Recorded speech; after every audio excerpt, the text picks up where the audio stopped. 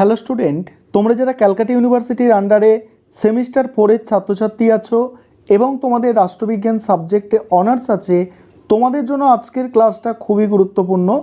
আজকের ক্লাসে তোমাদের এসএসসি B1 পেপার থেকে গুরুত্বপূর্ণ দুটি 10 নম্বরের প্রশ্নের উত্তর নিয়ে আলোচনা করব। প্রথম প্রশ্নটা তোমাদের জন্য সবথেকে গুরুত্বপূর্ণ প্রশ্নটা হচ্ছে আনুমানিক ব্যয় হিসাব কমিটির গঠন ও প্রধান কার্যাবলী আলোচনা করো। এই প্রশ্নটা ঘুরিয়ে আসতে পারে আনুমানিক ব্যয় হিসাব কমিটির গুরুত্ব আলোচনা করো। দুটোর অ্যান্সার কিন্তু সেম হবে। কিভাবে অ্যান্সারটা গুছিয়ে লিখবে দেখে নাও।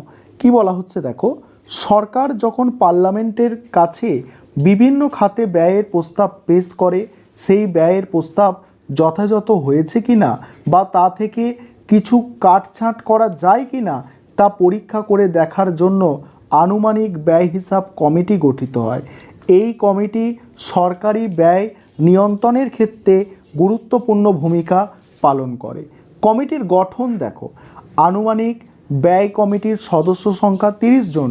লোকসভার সদস্যগণ নিজেদের মধ্যে থেকে সমানুপাতিক হারে কমিটির সদস্যদের নির্বাচিত করেন। এই নীতি অনুসারে বিভিন্ন দল লোকসভায় তাদের শক্তি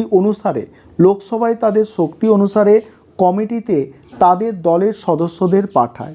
তবে কোনো মন্ত্রী এই কমিটির সদস্য হতে পারে না। লোকসভার স্পিকার এই কমিটির সদস্যের মধ্যে থেকে একজনকে সভাপতি পদে বসান। কমিটি তার দায়িত্ব সুষ্ঠুভাবে পালন করার জন্য কয়েকটি সাব কমিটি তৈরি করে। কমিটির সদস্যদের কার্যকাল 1 বছর। এবার হচ্ছে কার্যাবলী। প্রথম যেটা আছে দেখো, 5 ভাগে কার্যাবলীকে ভাগ করা যায়। 1 নম্বর হচ্ছে সরকার আইনসভার কাছে ব্যয় বরাদ্দের যে দাবি পেশ করে, সেই দাবি কতটা যুক্তিসঙ্গত তা থেকে কতটা ব্যয় কমানো যায় সেই সম্পর্কে লোকসভার কাছে রিপোর্ট পেশ করে। 2 হচ্ছে এই কমিটি সরকারের সাংগঠনিক দিক কতটা উন্নত করা যায় বা বিভিন্ন বিভাগের দক্ষতা কিভাবে বৃদ্ধি করা যায় সেই সম্পর্কে সুপারিশ করে। 3 এই কমিটি শাসন সংক্রান্ত কার্য পরিচালনার ক্ষেত্রে কতটা খরচ কমানো যায় সেই সম্পর্কে সুপারিশ করে। আর 4 হচ্ছে সরকার যে ব্যয় বরাদ্দের প্রস্তাব করে তা যথাযথভাবে বন্টন করা হয়েছে কিনা সেই বিষয়ে পরীক্ষা করে দেখে। আর 5 আনুমানিক ব্যয় হিসাব কিভাবে পার্লামেন্টে পেশ করতে হবে কমিটি সেই সম্পর্কে সুপারিশ করবে। এবার দ্বিতীয় প্রশ্নের উত্তরটা তোমরা দেখে নাও।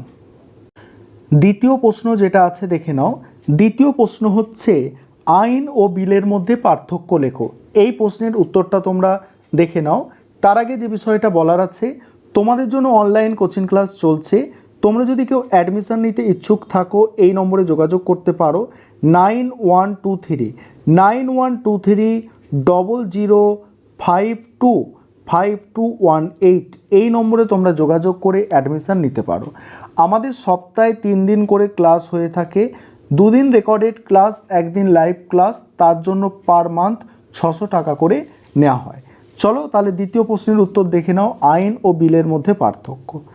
আইন ও বিলের মধ্যে পার্থক্য স্পষ্ট করতে হলে প্রথমে এদের সংজ্ঞা ও কার্যাবলী বুঝতে হবে। প্রথমে কি বলা হচ্ছে দেখো, বিল হলো একটি প্রস্তাবিত আইন যা সংসদে উত্থাপন করা হয়। এটি আইনে পরিণত হতে পারে আবার নাও হতে পারে। তবে প্রথমে এটি সংসদে আলোচনা ও অনুমোদনের প্রয়োজন হয়। বিল প্রণয়নের প্রক্রিয়া কয়েকটি ধাপের মধ্যে দিয়ে যায়।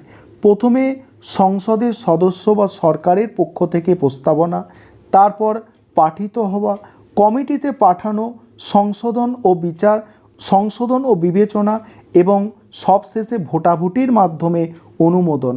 বিল অনুমোদিত হলে এটি আইনে পরিণত হয়। এবার আইন কি বলা হচ্ছে, আইন হলো একটি বিল যা সংসদে পাস হয়েছে এবং রাষ্ট্রপতি স্বাক্ষর লাভ করেছে। আইন সাধারণত জনগণের বিভিন্ন দিক নিয়ন্ত্রণ, সুরক্ষা এবং ব্যবস্থাপনার জন্য প্রণীত হয়। একবার আইন কার্যকর হলে এটি দেশের প্রতিটি নাগরিকের জন্য বাধ্যতামূলক হয় এবং তা লঙ্ঘন করলে শাস্তি প্রযোজ্য হয়। এবার বলা হচ্ছে উভয়ের মধ্যে যে পার্থক্য আছে সেগুলো। স্থিতি, বিল হলো একটি প্রস্তাবিত নথি যা এখনও আইন হয়নি, যেখানে আইন হলো একটি গৃহীত ও কার্যকরী নথি। উদ্দেশ্য, বিলের উদ্দেশ্য এটি আইন প্রণয়ন করা, অন্যদিকে আইনের উদ্দেশ্য হলো দেশ বা সমাজের নির্দিষ্ট কিছু দিক নিয়ন্ত্রণ করা। প্রক্রিয়া, বিল সংসদে আলোচনা, সংশোধন এবং অনুমোদনের মধ্যে দিয়ে যায়, যেখানে আইন সংসদে পাশ হওয়ার পর রাষ্ট্রপতির স্বাক্ষরে কার্যকর হয়। তারপরে বলা হচ্ছে কার্যকর। দেখো, বিল সংসদে পাস না হলে কার্যকর হয় না। অন্যদিকে আইন কার্যকর হতে হলে তা দেশের নাগরিকদের জন্য বাধ্যতামূলক হয়ে যায়। এইভাবে আইন ও বিলের মধ্যে মৌলিক পার্থক্য হলো তাদের প্রণয়ন প্রক্রিয়া এবং কার্যকর হওয়ার অবস্থান। এই ছিল আজকের ক্লাসে দুটি গুরুত্বপূর্ণ 10 নম্বরের প্রশ্নের উত্তর।